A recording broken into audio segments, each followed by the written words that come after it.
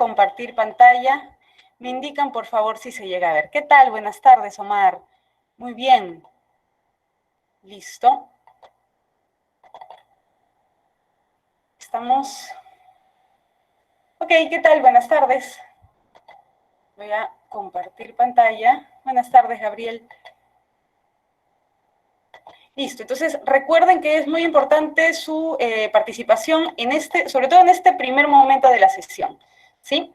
Antes, quisiera hacer solo un repasito muy rápido sobre las escuelas helenístico-romanas, si es que acaso no las vimos con un poquito más de tiempo.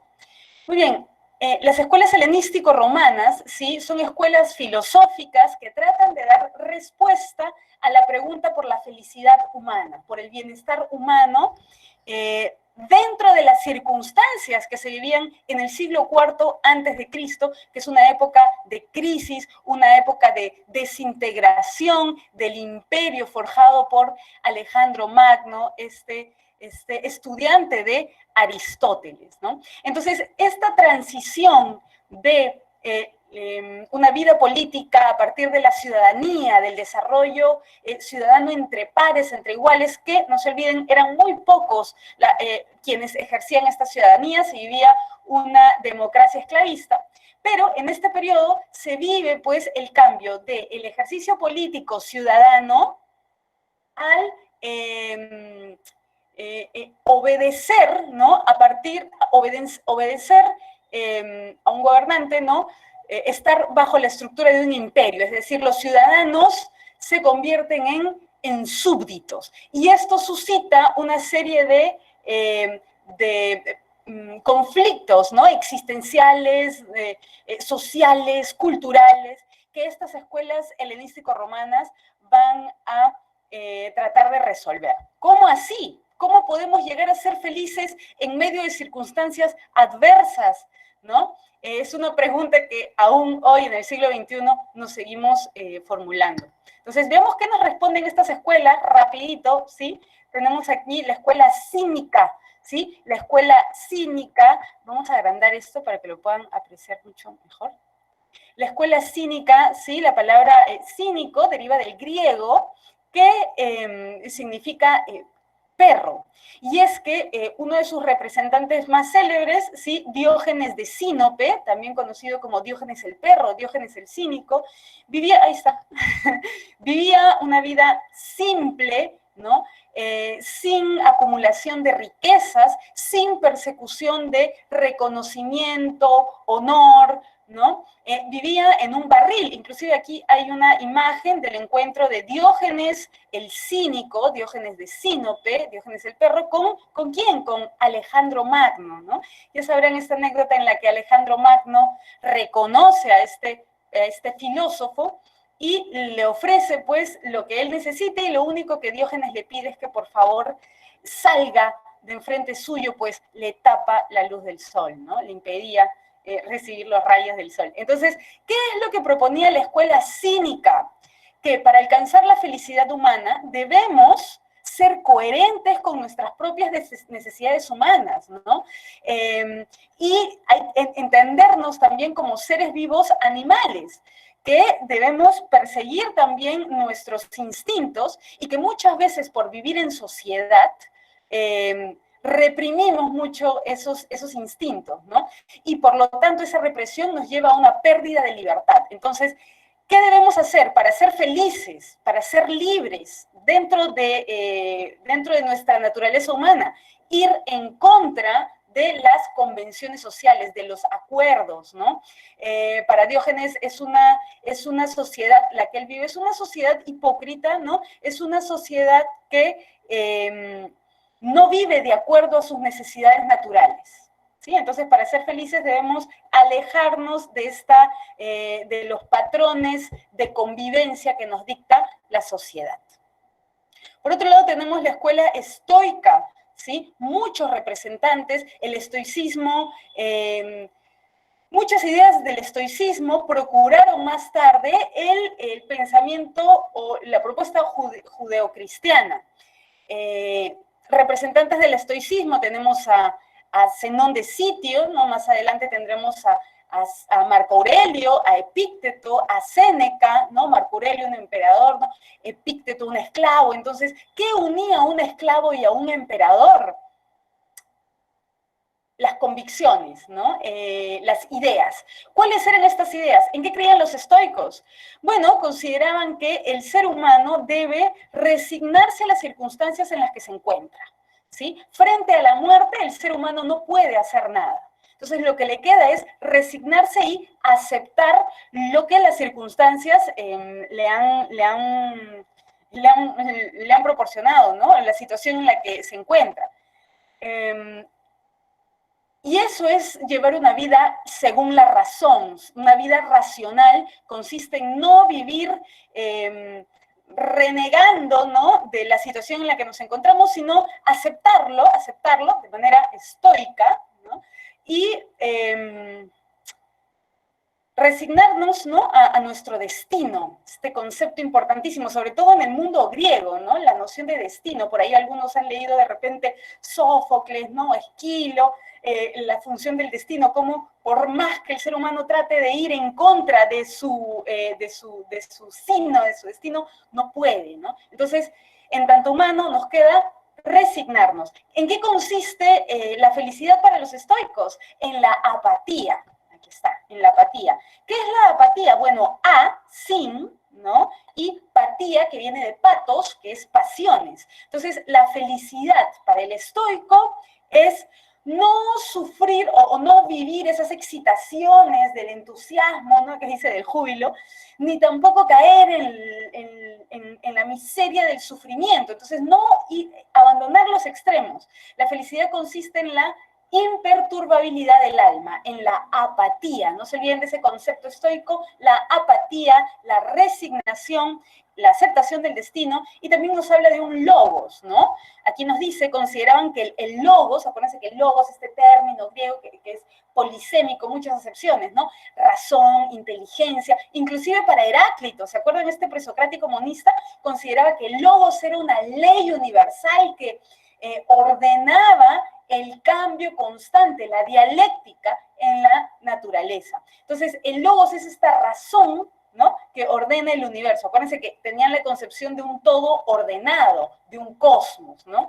Entonces, la razón humana es consecuencia de ese logos, de esa razón cósmica. Y por lo tanto, vivir racionalmente es aceptar las circunstancias y sobreponerse a ellas, ¿no?, sin caer en extremos emocionales. Dice, el destino guía a quien lo acepta y arrastra a quien lo rechaza. El gran Séneca, ¿no? Una terrible muerte en manos de Nerón. Muy bien, epicureísmo. Otra escuela helenístico-romana, Epicuro es el representante más célebre, ¿sí? Y los epicureístas consideraban que, o tenían una visión materialista de la realidad. ¿Quiénes eran los presocráticos materialistas? A ver, ¿alguien me puede responder esa pregunta? ¿Quién o qué escuela dentro de los presocráticos pluralistas, ahí le doy una pista, consideraban que todo está constituido por materia? Bueno, de alguna manera todos los presocráticos nos hablan del arjé, ¿no? Pero acuérdense de los atomistas, de la escuela atomista, Demócrito y Leucipo, que nos hablaban de los átomos del ser, ¿no? Los átomos múltiples, de diferentes tamaños, ¿no? Y nos hablaban también del vacío. Entonces los epicureístas suscriben a la perspectiva atomista y consideraban que todo está compuesto de materia, todo está compuesto de átomos, inclusive el alma humana. También suscriben entonces a la mortalidad del alma humana. Entonces, si el ser humano es mortal, ¿qué es lo que debemos buscar para ser felices? Les pregunto. ¿Alguna idea? Vamos, en tanto humanos, humanas, podríamos responder. A ver, Leucipo menciona a Jesús, excelente, ¿no? Demócrito y Leucipo. A ver, carpe diem es un término posterior latino, Isabela, carpe diem es vive el día, ¿no? Vive el día, un término latino. Muy bien, entonces ahí está la información. Sí, ya saben que pueden activar sus micrófonos cuando gusten. Entonces, ¿qué es lo que debemos de buscar? El placer. Los epicureístas nos hablan del placer, ¿sí? Pero el placer no corporal, que muchas veces nos puede llevar a una vida licenciosa, ¿no? Sino a un placer intelectual. Ojo con la herencia aristotélica, ¿sí? Al placer intelectual, ¿no? Aquí nos dice, ¿no? Recomendaba una administración inteligente entre placeres y dolores. Entonces, se concibe al ser humano como un ser fundamentalmente racional que para alcanzar la felicidad necesita hacer uso de esa racionalidad. ¿Cómo se llama este estado de felicidad a la que podemos llegar por medio del uso de la razón? Ataraxia. Entonces, no se olviden, los estoicos nos hablan de la apatía, mientras que los epicureístas nos hablan de la ataraxia. ¿Y qué es la ataraxia? Nuevamente, no sufrir grandes padecimientos ni tampoco grandes alegrías, ¿no? Nuevamente, un equilibrio entre el alma y el cuerpo, imperturbabilidad, ¿no? Entonces, hay ciertas semejanzas entre las escuelas, ¿sí? No se olviden, Epicuro, un placer intelectual, la ataraxia como estado de no perturbación del alma. Entonces, ¿cómo entienden los epicureístas o los epicúreos la felicidad? Como no sufrimiento, ausencia de sufrimiento. Esa es la felicidad para los epicureístas. Además, los epicureístas nos hablan de un tetrafármaco. ¿Qué es esto? Tetra, 4, ¿no? Fármaco, medicina. Entonces, nos hablan de 4 afirmaciones que resultan ser terapéuticas, medicinales para los seres humanos. Aquí están estos cuatro recordatorios. 1, no temas a los dioses, ¿sí? Si los dioses existen, no tendrían pues repercusión en las acciones humanas, ¿no? Y si no existen, menos aún. No temas a la muerte, cuando la muerte es yo no soy, y cuando yo soy, la muerte no es. El placer es fácil de conseguir, ¿sí? Y el dolor es superable. Entonces, ¿qué es la ataraxia? Aquí está justito abajo. Imperturbabilidad, serenidad, ausencia de sufrimiento. Muy bien, y por último, la escuela helenístico-romana escéptica, ¿sí? Su representante máximo, Pirrón de Elis, de quien se cuenta que inclusive llegó a cortarse las cuerdas vocales para no emitir juicio alguno, para no opinar sobre la realidad. ¿Por qué? Porque los escépticos, de repente, una acepción cotidiana, ¿no? ¿Alguien escéptico qué es? Alguien que no cree, ¿no? Y es que los escépticos, esta escuela, consideraban que el conocimiento humano era algo que no podíamos asegurar.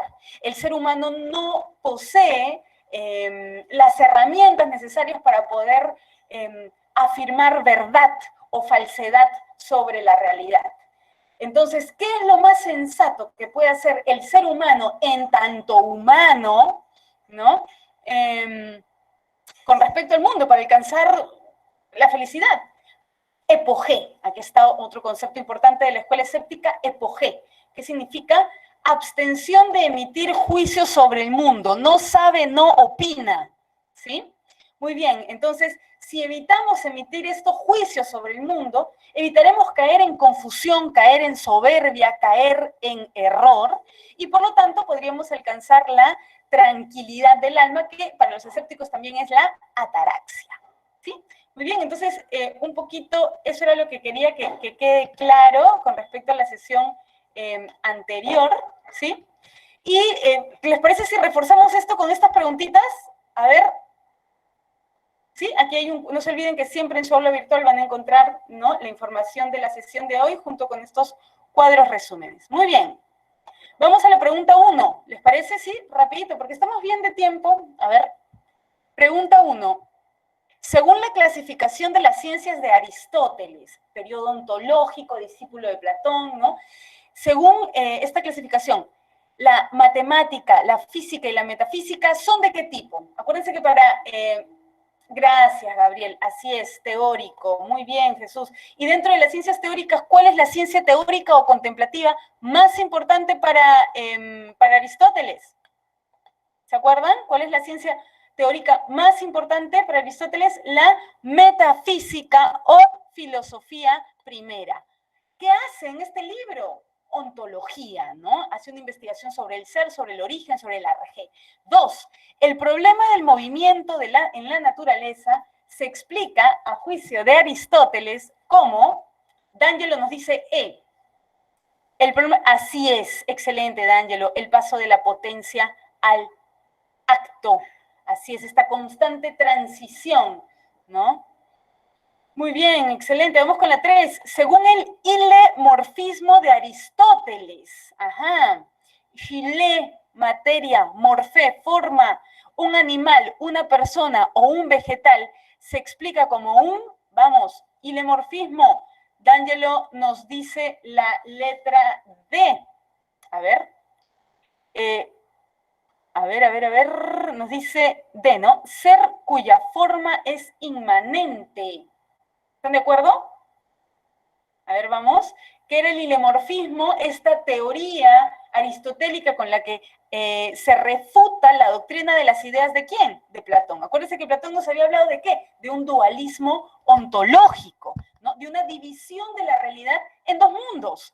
El mundo inteligible, el mundo de las ideas, al que solo accedemos por medio de la psique, del alma, ¿no? Para Platón, conocer es recordar, ¿no? La teoría de la reminiscencia significa recuerdo, y el mundo sensible, temporal, que participa de las ideas. Aristóteles quería entender cómo se da esta participación del mundo sensible con respecto al mundo de las ideas, ¿no? Y así es. A ver, otras opiniones. D'Angelo, excelente, muy bien. Ser cuya forma es inmanente. Chile, materia. Morfé, forma. ¿Forma qué es? Les pregunto, ¿qué es la forma? Y ahí vemos la herencia platónica en Aristóteles, ¿no? ¿Qué es la forma? A ver, ¿alguna idea? Esencia, excelente, Gabriel. Excelente, tal cual. La esencia, la idea. Entonces ahí vemos la herencia de Platón en Aristóteles. Muy bien, excelente. Desde dialéctica. Profesora, sí. Todavía no llegamos a dogmatismo, que sería el que se puede conocer, ¿no? Dogmatismo, digo. ¿Ya? ¿Qué hay con respecto al dogmatismo? ¿Eso se lleva después o...? Sí, vamos a ver el dogmatismo más adelante, pero ya que lo mencionas... es que como dijo el escéptico, que no es posible conocimiento, y el dogmatismo sí es posible conocimiento, por eso pensé que le íbamos a llevar. Excelente, excelente. Pero ahora que lo mencionas también, sí, claro, el escéptico no cree que pueda generar conocimiento, ¿no? ¿Quiénes serían? El dogmático sí cree que puede generar conocimiento dentro de estos términos, porque hay muchos tipos de dogmatismo también, ¿no? Respecto del objeto de creencia. Pero podríamos decir que los presocráticos eran dogmáticos. ¿Por qué? Porque los presocráticos asumen desde ya que la naturaleza existe. No ponen en tela de juicio, bueno, Parménides, ¿no? Parménides nos dice, la realidad es aparente, el cambio, el movimiento es aparente, ¿no? Lo real es el ser y el ser solo se puede pensar, ¿no? Parménides por ese lado podría ser una excepción, pero todos los presocráticos, Tales de Mileto, no ponen tela de juicio de que exista el agua, ¿no? Anaxímenes nos habla del aire, Heráclito nos habla del fuego, ¿no? Entonces todos los presocráticos que hemos mencionado podrían ser denominados como dogmáticos. ¿Por qué? Porque no ponen en tela de juicio la realidad de la naturaleza, ¿no? Gracias por esa acotación. Ya, gracias. Ok. 4. La frase de Aristóteles, soy amigo de Platón, pero más amigo soy de la verdad. Alude a la crítica de Aristóteles contra su maestro, como por ejemplo su cuestionamiento a la teoría platónica denominada, muy bien, D'Angelo, dualismo platónico. Teoría de las ideas, así es, dualismo, teoría de las ideas, refiere a lo mismo, pero el dualismo ontológico, ¿qué es? Es esta división en dos mundos, ¿no? Teoría de las ideas también podría haber sido, ¿no? Claro, muy bien, D'Angelo. 5. El ojo posee la función del ver, el oído posee la acción de escuchar. La mano es para apresar cosas, y así sucesivamente el organismo entero posee un conjunto de funciones. A juicio de Aristóteles, estas funciones, ver, escuchar, apresar, coinciden con la causa denominada, vamos, de acuerdo a sus funciones. Acuérdense que Aristóteles nos habla de ¿qué? De las cuatro causas. La causa formal, ¿no? Que es la idea.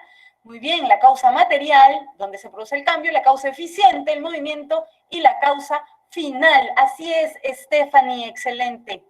Así es, la clave es la letra A de Aristóteles. Muy bien, así es, Jesús. Causa final, el propósito, lo voy a escribir aquí, el telos. ¿Qué es el telos en griego? El propósito, ¿no? Por eso Aristóteles nos propone una filosofía teleológica, ¿no? Una filosofía de fines, ¿no? Un sistema de fines, de propósitos. 6. Los modos de ser del acto, lo que ha llegado a ser, ¿no? Actualización, y la potencia, lo que puede ser, son propuestos por Aristóteles para explicar qué. Acuérdense que el gran problema de la metafísica griega, Heráclito y Parménides, ¿sí? Los dos disputan con respecto a qué. Y los pluralistas dan cuenta también de este problema. A ver, los modos de ser del acto y la potencia son propuestos por Aristóteles para explicar. Vamos. A ver, ¿nadie todavía? ¿Ni por micro? El movimiento, el cambio, ¿sí? ¿Ok? Entonces, una semilla, ¿no? Una semilla en acto, es materia, pero potencialmente será un árbol, ¿no? Y cuando sea árbol, ¿sí? Ahí ya habrá estado completamente actualizado y sin embargo potencialmente podrá ser leña. Y así vivimos en una transición dinámica entre lo material y lo formal, Gillet y Morphée. Muy bien, el fluir y la unidad inmóvil. Ok, D'Angelo, perfecto. Muy bien, vamos con la 7. Atenea está triste porque ha terminado su relación sentimental. Cuando le cuenta esto a su psicólogo, él le dice, recuerda que hay cosas que dependen de ti y otras que no. Frente a estas últimas, solo debes aceptarlas y resignarte. ¿Con qué escuela del periodo helenístico romano guarda similitud el consejo del psicólogo? ¿A quién habrá leído este psicólogo? ¿A Séneca? A ver, ¿cómo se llama esta escuela helenístico-romana que acabamos de ver? Stephanie, excelente el estoicismo. Muy bien, los estoicos, resignación, el destino, el logos, sí, una vida racional. Muy bien, Stephanie. 8. Según la teoría de las 4 causas de Aristóteles, ¿cuál sería la causa material de una puerta? A ver, ¿cuál sería la causa material de una puerta? Ojo, porque suelen venir preguntas, ¿sí? Cuando viene Aristóteles las 4 causas, les ponen una situación y les piden que ustedes identifiquen las 4 causas. D'Angelo nos dice, el estar hecha de madera y metal. Miguel también, Sergio también, Stephanie también. Jesús, así es, la clave es la letra D. Y acuérdense que la materia, la Gillet, en Aristóteles, es el sustrato en donde se da el cambio. Vamos con la 9. Señala las afirmaciones correctas de acuerdo a la filosofía de Aristóteles. Veamos. 1. La finalidad de las ciencias productivas es guiar al hombre. Veamos. ¿Cuántas ciencias? Aristóteles llega a una clasificación de 3, ¿no? Tenemos las ciencias teoréticas o contemplativas, ¿no? Que son las más importantes y que son valiosas en sí mismas porque su conocimiento nos permite una vida humana, ¿sí? Por otro lado tenemos las ciencias, a ver si pueden ir también dando la clave, tenemos las ciencias productivas, ¿sí? Perdón, las ciencias productivas ayudan a guiar al ser humano a establecer ejemplos de acción, cómo debemos actuar. ¿Las ciencias productivas nos proporcionan ese conocimiento? Falso, ¿no? Falso. ¿Cuáles son las ciencias que nos procuran una guía para las acciones? Excelente, Gabriel. Las ciencias prácticas. En griego, vamos, el término que utiliza. Las ciencias prácticas. En griego, praxis. Excelente, Gabriel, lo máximo. Siguiente. Aristóteles critica la teoría de los dos mundos. ¿Verdadero o falso? ¿Verdadero o falso? ¿Aristóteles critica o no? Verdadero. Muy bien, Miguel. Excelente. D'Angelo Alexander. Así que la 2 sí es correcta. La 3, ¿la matemática y la física pertenecen a las ciencias teóricas? Verdadero, excelente. ¿Cuál sería la clave? Solamente la 2 y la 3. La clave es la letra A de Aristóteles. Y vamos con la última pregunta. 10.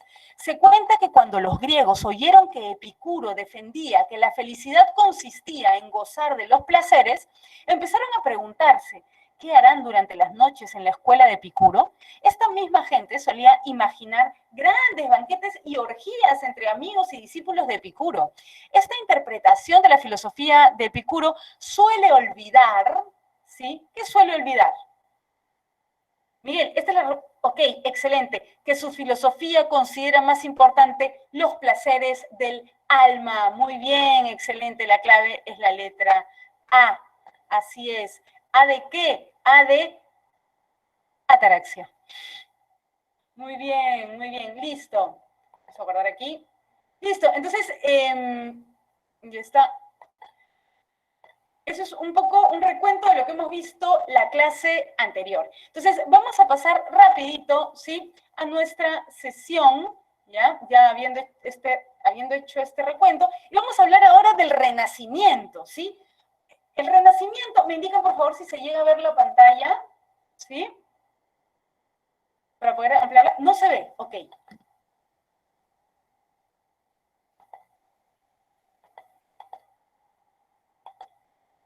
A ver, ahora sí. Me indican y la ampliamos. Ahora les voy a pedir que por favor todas las siguientes intervenciones sean por el micrófono, ¿sí? Muy bien, me indican si se ve. Oh, sí, dice que estoy presentando, listo. Ok. Renacimiento, ¿sí? Renacimiento, siglo XVII en Europa. Italia, ¿no? Francia, Alemania, ¿no? Todos estos epicentros, ¿no? Entonces, pero el Renacimiento es un fenómeno bastante posterior. Las escuelas helenístico-romanas son del siglo IV antes de Cristo. Entonces, hay un gran periodo de la historia que estamos omitiendo. ¿Cuál es este? La Edad Media, ¿sí? La Edad Media. En la Edad Media, la filosofía va a ser considerada, en palabras de Santo Tomás de Aquino, este representante de la escolástica, como sierva de la teología. Entonces, durante la Edad Media se va a vivir la autoridad, por no decir la tiranía, de la teología sobre la filosofía. Entonces, la filosofía es considerada durante toda la Edad Media como un recurso, como una herramienta racional para explicar qué cosa o para demostrar la existencia de Dios. Entonces, vamos a tener en la Edad Media, ¿no?, un primer periodo, el periodo de la patrística. De aquí un personaje muy importante es San Agustín o Agustín de Hipona. En él confluyen el pensamiento griego y el pensamiento judeo-cristiano. Agustín, lector de los estoicos, ¿sí?, consideraba estas ideas de vivir según la razón, aceptar el destino, resignarse a las circunstancias. Y por otro lado también ya estaba surgiendo posterior al neoplatonismo, ¿no?, con Plotino, el judeocristianismo. Entonces, para la patrística, ¿sí?, para este primer momento de la Edad Media, los padres de la iglesia, por eso se denomina patrística, ¿no?, los padres de la iglesia, entre ellos Agustín de Hipona, consideraba que la fe está sobre la razón, el sentimiento produce la convicción, ¿no? Luego tenemos otro periodo, rapidito, estoy tratando de darles algunos datos. Luego tenemos el momento de la escolástica, ¿no?, con Tomás de Aquino y, si mal no recuerdo, con San Anselmo de Canterbury, ¿sí? Así es. Entonces, los escolásticos trataban de dar estos argumentos ontológicos. El argumento ontológico de San Anselmo, por ejemplo, consistía en la demostración de la existencia de Dios por medio de argumentos. Entonces, la filosofía proporciona argumentos racionales y además la lógica de Aristóteles, que va a ser una autoridad, ¿no? La filosofía aristotélica, la física aristotélica, es la perspectiva a partir de la cual se entiende el mundo. Entonces, la autoridad de Aristóteles durante la Edad Media es irrefutable, prácticamente. Entonces, la lógica de Aristóteles sirve para demostrar la existencia de Dios. San Anselmo en su argumento ontológico nos dice, Dios tendría que existir. ¿Por qué? Porque es lo más perfecto que el entendimiento humano puede concebir. Entonces, si Dios es lo más perfecto que el entendimiento humano puede concebir, le debe, ¿no? Le debe corresponder la existencia. Porque si no, no podría ser lo más perfecto que yo podría pensar. El ser humano, ¿no? Al pensar lo más perfecto, si es lo más perfecto, entonces no solo debería quedar como un concepto, debería también existir. Entonces, el atributo de la perfección implica la existencia.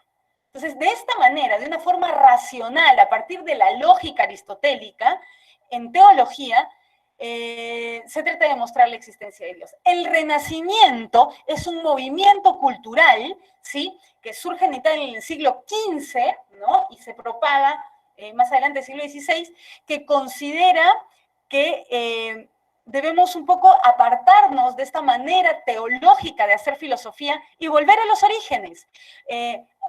Por eso se llama Renacimiento. Es un renacer ¿de qué? De la cultura greco-latina, ¿no? Entonces se habla de la autoridad de Aristóteles, pero ¿cómo leemos a Aristóteles? Bueno, aquí está, cultura grecolatina, esto es lo que renace, ¿no? Entonces, la clase clerical, ¿sí? La clase clerical, estamos hablando de la iglesia, ¿no? Sacerdotes, eran quienes se dedicaban, pues, a copiar los textos y a traducir los textos del griego al latín, que es el idioma culto del siglo, de toda la Edad Media, ¿no? De toda la Edad Media y posteriormente también, ¿no? De la Edad Moderna. Entonces, queremos ir ¿a qué? A los orígenes. Además que en el siglo XV surge la imprenta con Gutenberg. El primer libro que va a ser impreso es la Biblia. Y esto provoca una serie de múltiples interpretaciones donde la clase clerical ya no tiene la última palabra, ¿no? Y van a surgir, pues, el protestantismo y refutaciones como las de Martín Lutero, que ya proponen una propia interpretación de los textos sagrados, porque pueden acceder a los textos de primera mano, ¿no? Sí, ¿hay alguna pregunta con respecto a esto? Espero que esté quedando claro. Entonces, se da un debilitamiento del poder del papado, ¿sí? Surgen, pues, las ciencias experimentales, hay un renovado interés en la naturaleza, y, pues, como les vengo mencionando, hay una reacción contra la tradición escolástica y el principio de autoridad, ¿no? Esto es cierto, ¿por qué? Porque lo dijo así, ¿quién? Aristóteles. Entonces, si lo dijo Aristóteles, esto es válido, ¿no? Es cierto, es ley, podríamos decirlo, ¿no? Entonces, el Renacimiento es un momento de cuestionamiento y de separación con respecto al poder del papado. Rápidamente hemos pasado al Renacimiento, algunas ideas, ¿no? Pero no quisiera dejar pasar, aquí hemos visto El hombre de Vitruvio, ¿no? De Leonardo da Vinci, esta idea de perfeccionamiento del ser humano, ¿no? Y Galileo Galilei es una figura importante quien, a pesar de no haber sido de repente el creador, ¿no?, del telescopio, sí fue su gran difusor. Y también entre Galileo y muchos otros pensadores, Giordano Bruno, ¿no?, que inclusive fue quemado vivo, ¿no?, por la Santa Inquisición. Entonces, pensadores cuya concepción de la realidad vaya en contra de la doctrina de la Iglesia Católica eran perseguidos, asesinados, ¿no?, ridiculizados, vetados. Entonces, Galileo, ¿por qué es tan peligroso Galileo? Bueno, al costadito tenemos ¿qué cosa? Esta herramienta que Galileo difunde, que es el telescopio. ¿Y por qué es tan peligroso el telescopio? Porque el telescopio es una herramienta que nos permite, por medio de los sentidos, acercarnos a cuerpos celestes que no podemos tocar, ¿no? Pero por medio de la vista sí podemos acceder empíricamente a estos cuerpos que otrora, que en otros tiempos se consideraban divinos, sagrados. Con el telescopio podemos ver la luna y podemos asimismo notar sus cráteres, es decir, notar las imperfecciones de estos cuerpos que anteriormente se consideraban perfectos,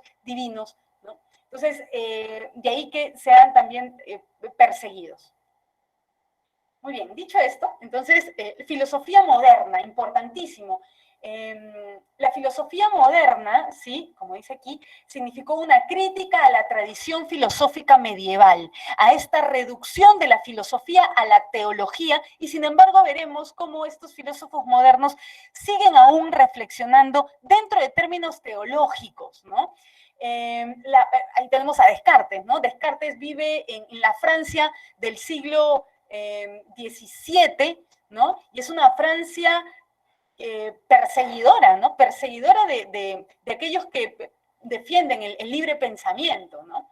Entonces, de ahí que Descartes, que es el padre, se le reconoce como, aquí no está en la lámina, ¿no? El padre de la modernidad. ¿Sí? A ver qué nos dice aquí. Dice, el conocimiento solo proviene de la razón. Descartes es un filósofo racionalista, ¿no? Profesora, Sí. Descartes es el padre de la filosofía moderna, ¿no? Así es. ¿Y por qué? Porque es el padre de la filosofía. Hay muchos otros que dicen que no, que Baruch Spinoza, este judío sefardí, ¿no? Es el verdadero padre de la filosofía moderna. Ya lo vamos a ver en breve, vamos a mencionar algunos datos. Entonces, características generales de la filosofía moderna: critica la tradición filosófica medieval, quieren una renovación del pensamiento. Ahora queremos pensar al ser humano, ¿no? Ya no tanto el concepto de Dios, sino al ser humano y a sus posibilidades de conocimiento. La filosofía moderna se va a centrar sobre todo, aquí está, justito, ¿no? En los problemas nociológicos. ¿Es posible llegar a conocer? ¿El ser humano puede llegar a conocer la realidad? Miren, ¿eh? ¿Quiénes decían que no era posible? Que inclusive era mejor suspender el juicio. La Epogé, ¿qué escuela helenístico romana nos dice es imposible llegar al conocimiento humano?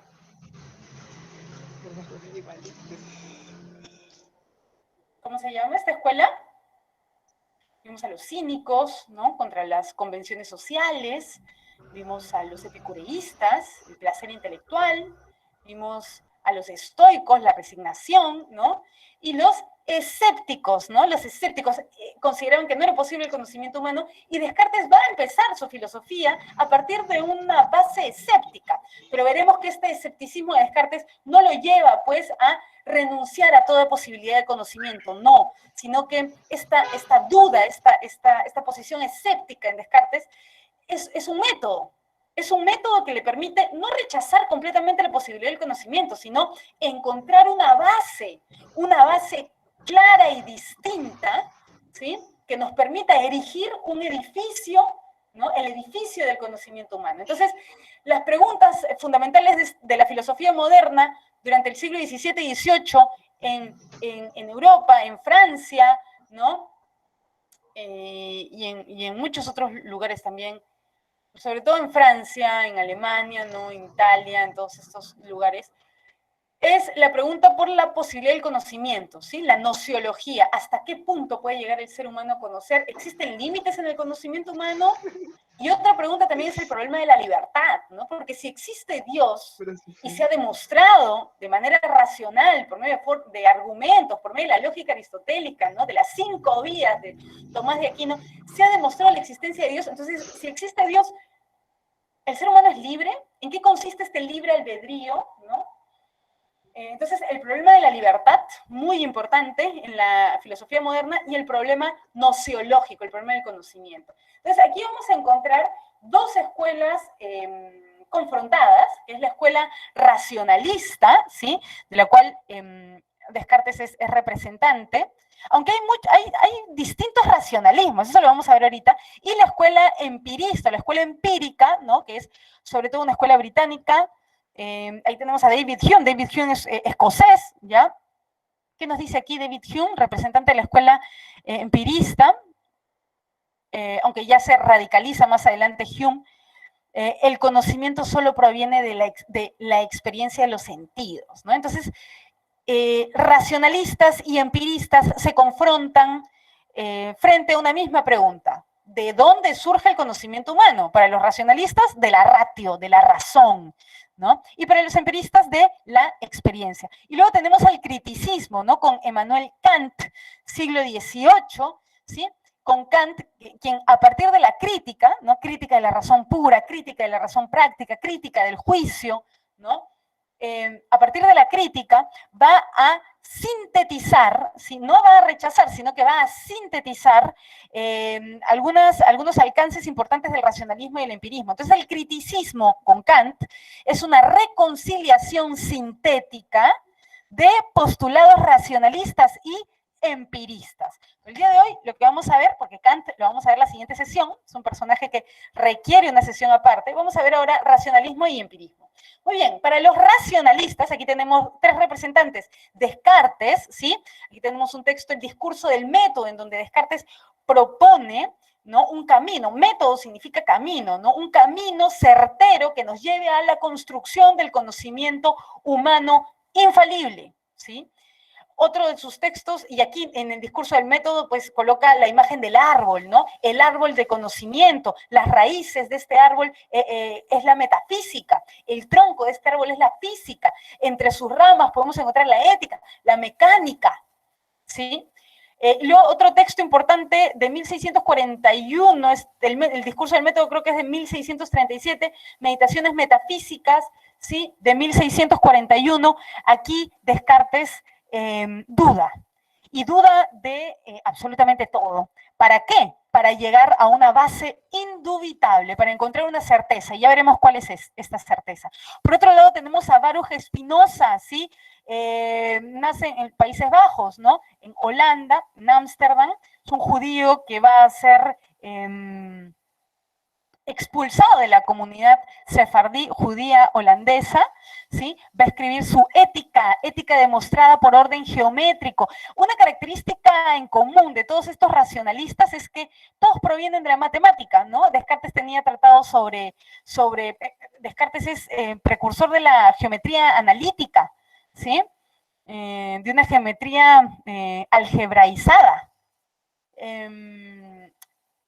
Baruch Spinoza también trata de, además Descartes tiene también tratado sobre óptica, ¿no? Spinoza también trata de encontrar una vía matemática para la formulación de una ética, ¿ya? Interesante esta ética demostrada por orden geométrico. Ahí vemos pues también la tradición platónica, ¿no? Acuérdense que para estar en la academia debíamos tener un conocimiento riguroso de las matemáticas, ¿no? Porque las matemáticas nos permitían inteligir, acceder a ese mundo de las ideas, ¿sí? Muy bien, y por otro lado tenemos a Leibniz, ¿sí? Gottlob Leibniz, a quien se le atribuye, ¿no?, el cálculo infinitesimal, su texto publicado, hay muchos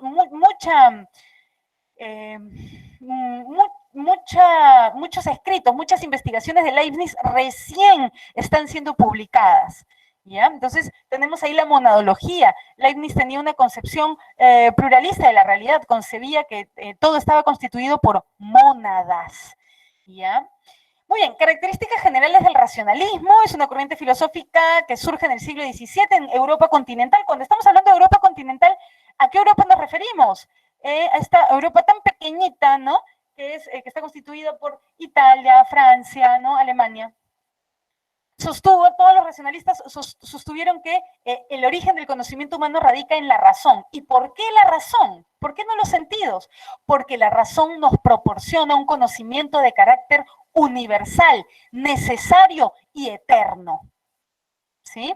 Entonces, de ahí que las matemáticas sean su modelo de conocimiento. En cambio, el conocimiento empírico, el conocimiento de las ciencias naturales, por ejemplo, no nos proporcionarían un conocimiento universal y necesario, sino un conocimiento particular y contingente, ¿no? Ya que estamos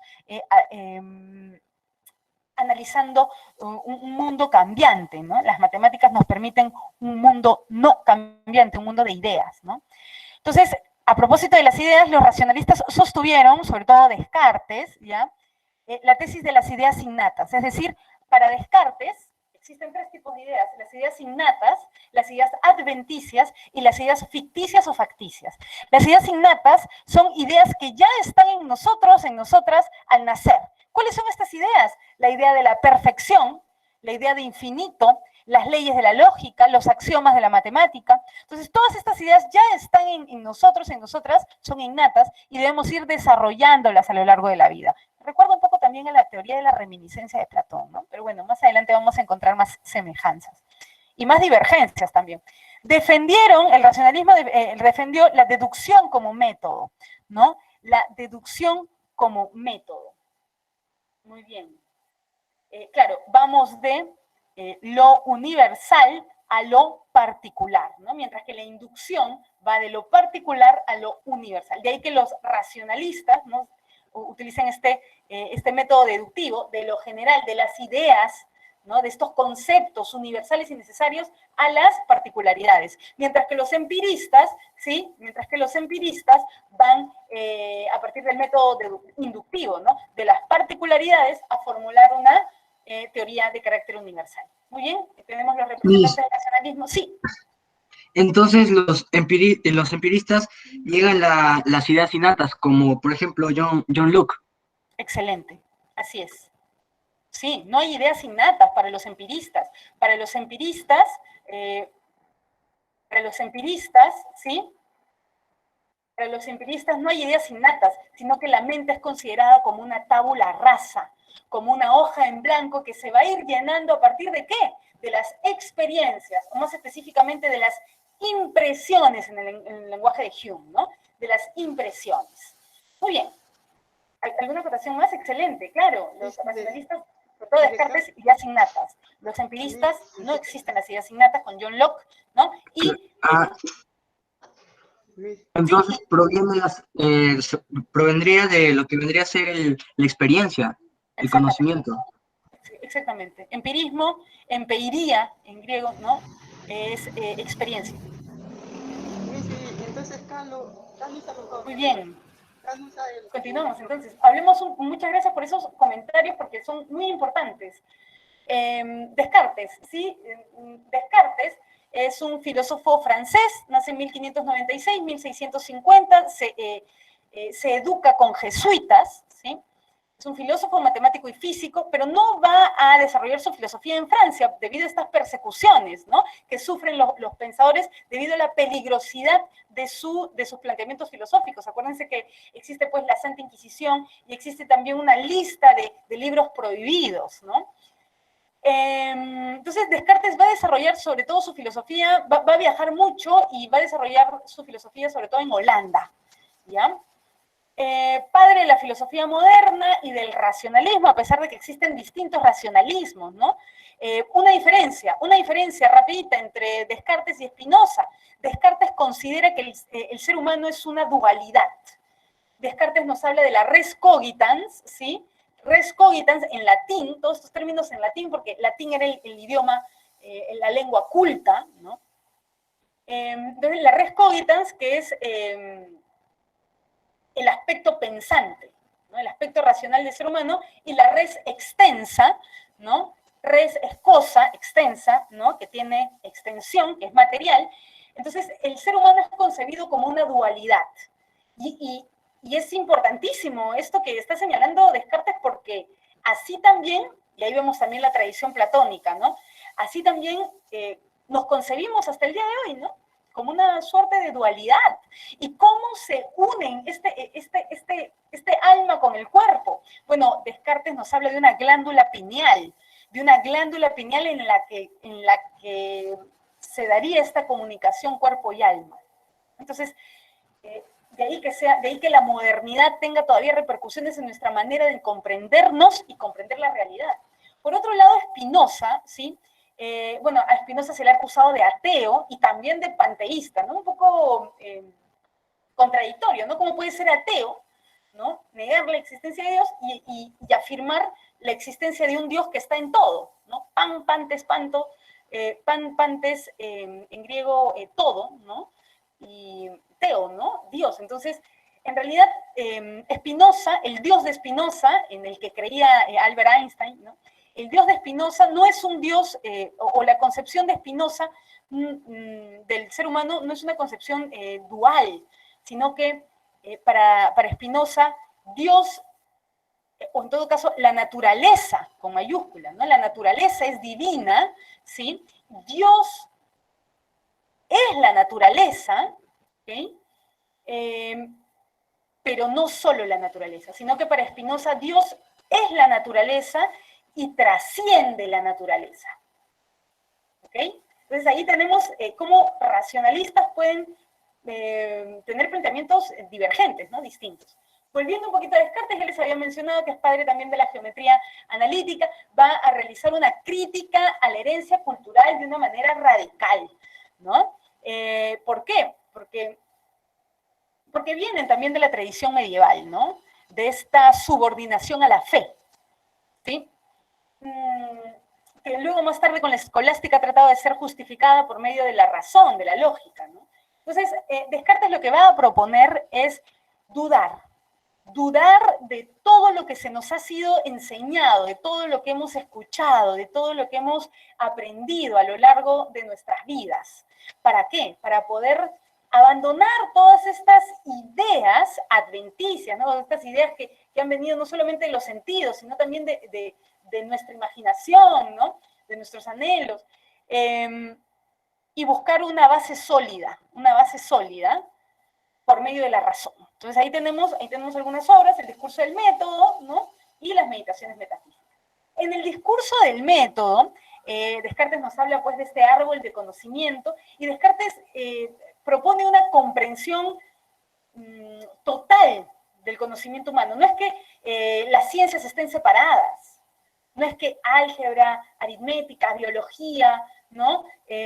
Historia, sean ciencias separadas, sino que todas ellas están relacionadas, ¿sí? Y de ahí la importancia de la filosofía, ¿no? La metafísica como raíces, ¿no? Como raíz de todo el conocimiento, ¿no? Entonces, Descartes nos exhorta a tener una visión relacional del conocimiento humano. Entonces, todas las ciencias, ¿no? Todas las ciencias, en tanto búsquedas del conocimiento, necesitan tener un camino de investigación, un método, y un método que nos permita construir un conocimiento infalible. Entonces tenemos ahí estas cuatro reglas. Tenemos la primera regla o precepto, que es la evidencia, ¿sí? Debemos aceptar como verdadero aquello que es evidente, aquello que no podemos aceptar como falso, ¿no? Entonces debemos encontrar estos axiomas, estas certezas, ¿sí? Algo que no le repugne a nuestro espíritu reconocer como verdadero. Segunda regla o precepto, el análisis, lisis, destrucción, ¿no? Vamos de lo complejo a los elementos más simples. Entonces, una vez que tenemos esta base certera, indubitable, vamos a ir separando, vamos a ir desmenuzando, por decirlo de alguna manera, estas complejidades para abordarlos a partir de partes simples. Tercer precepto, tercera regla, la síntesis. Vamos a recomponer estas partes, pero a partir de una comprensión de los elementos, ¿sí? Vamos a recomponer ordenadamente todos estos elementos que dividimos en el análisis.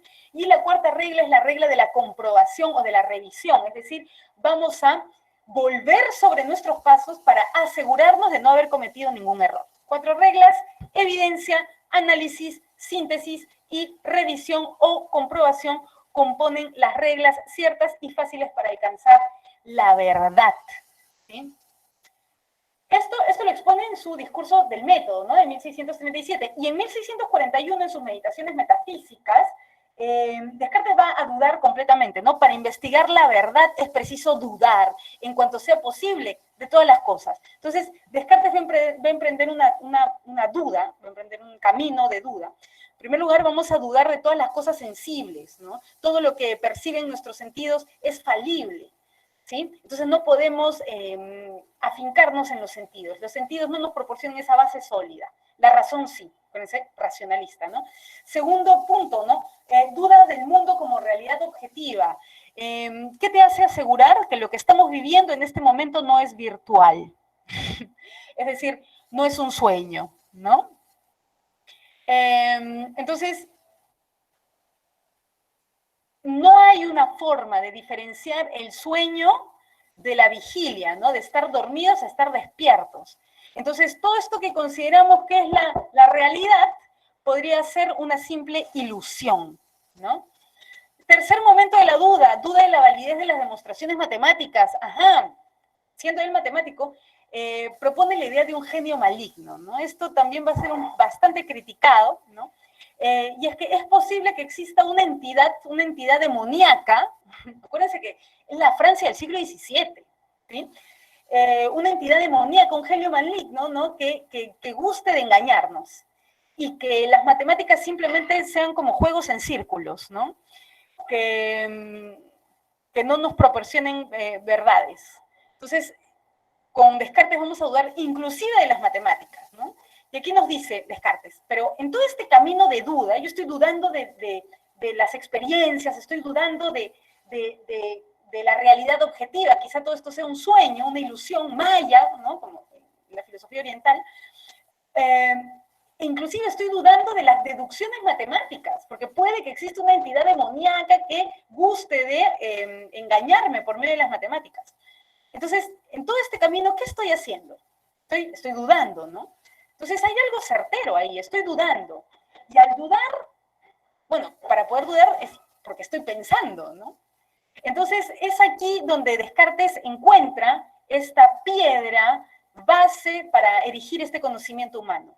El cogito ergo sum, ¿no? El cogito, es decir, pienso, por lo tanto, en consecuencia, ¿no? Ergo, existo.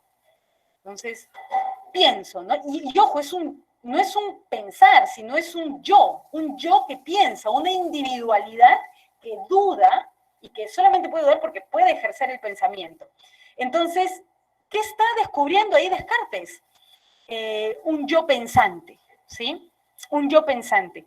Y aquí se emprende un poco una huida hacia adentro, ¿no? Hacia la introspección. Hay que buscar dentro de la vida interior, dentro de la actividad intelectual interior,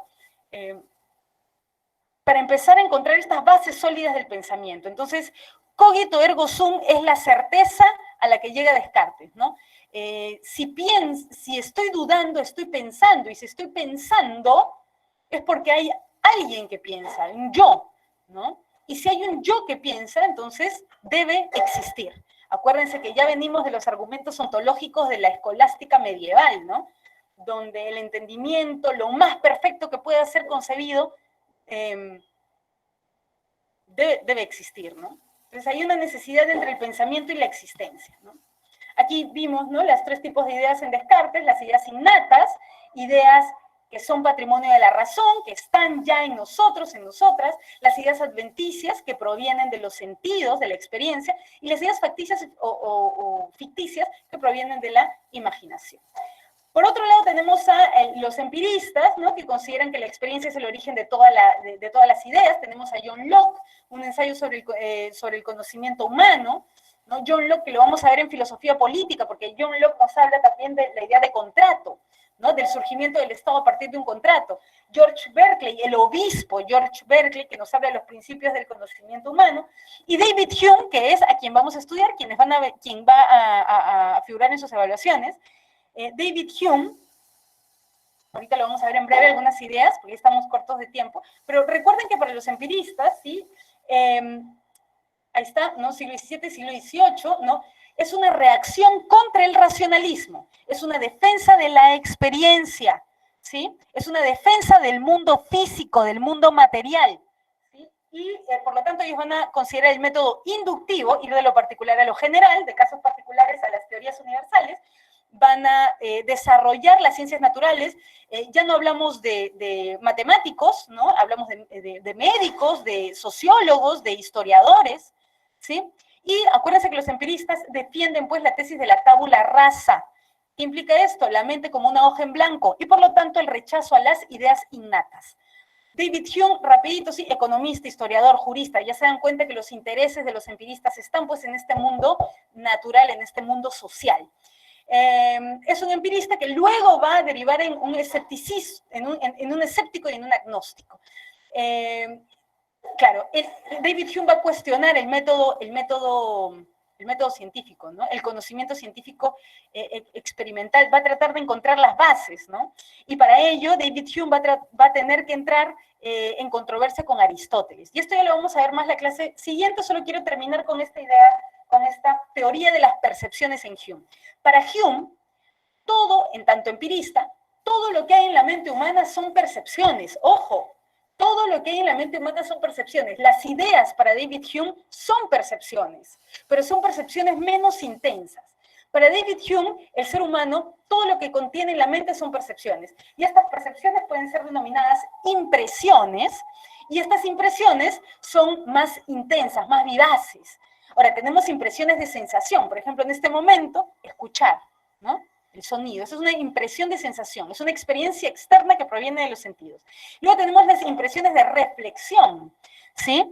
Que son las sensaciones que tenemos de nuestros sentimientos, ¿no? De nuestras pasiones. La tristeza, la alegría, son muy vívidas, ¿no? Son muy claras, son muy intensas estas impresiones, pero son impresiones de reflexión. Por otro lado, tenemos las ideas, que son percepciones menos intensas, menos vivaces, menos claras. Y tenemos ahí las ideas por recuerdo, ¿no? Recuerdos de impresiones pasadas, o también las ideas por imaginación, ¿no? Que es la combinación de recuerdos con impresiones, ¿no? Entonces, ya saben, para David Hume, todos los contenidos de la mente son percepciones, y estas percepciones pueden ser impresiones o ideas. Las impresiones son más vivaces, impresiones de sensación, ¿no? E impresiones de reflexión. Y por otro lado tenemos las ideas, que son percepciones menos intensas, ideas del recuerdo alguna impresión pasada, y ideas por imaginación. Muy bien, entonces vamos a dejar la sesión aquí. Neo, ¿quién es Neo? El elegido. Ok, vamos a dejar entonces la sesión hasta aquí, ¿sí? Y voy a dejar de grabar. Y la siguiente sesión vamos a empezar resolviendo las preguntas del boletín y recordando un poquito más sobre estas dos corrientes filosóficas de la Edad Moderna.